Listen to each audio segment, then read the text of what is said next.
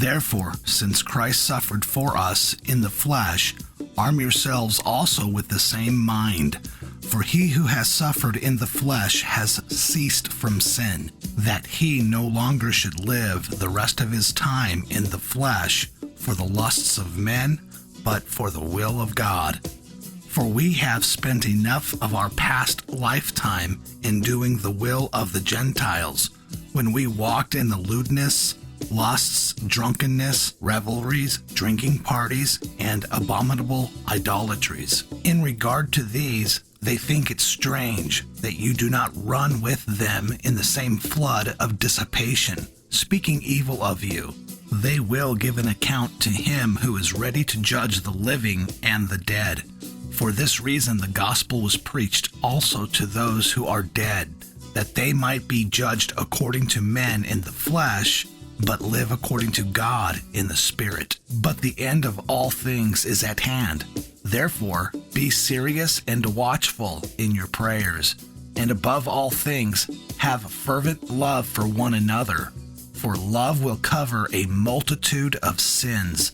Be hospitable to one another without grumbling. As each one of you has received a gift, minister it to one another as good stewards of the manifold grace of God. If anyone speaks, let him speak as the oracles of God.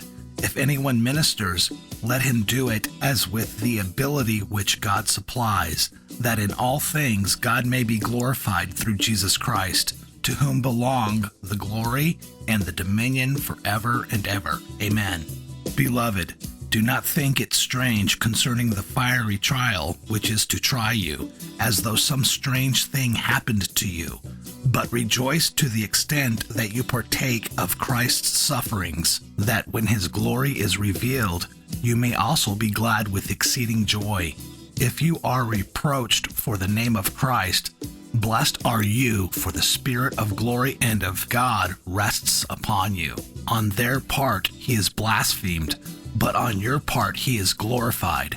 But let none of you suffer as a murderer, a thief, an evildoer, or as a busybody in other people's matters.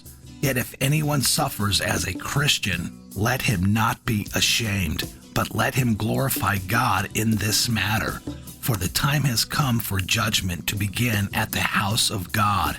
And if it begins with us first, what will be the end of those who do not obey the gospel of God? Now, if the righteous one is scarcely saved, where will be the ungodly and the sinner appear? Therefore, let those who suffer according to the will of God commit their souls to him in doing good, as to a faithful Creator.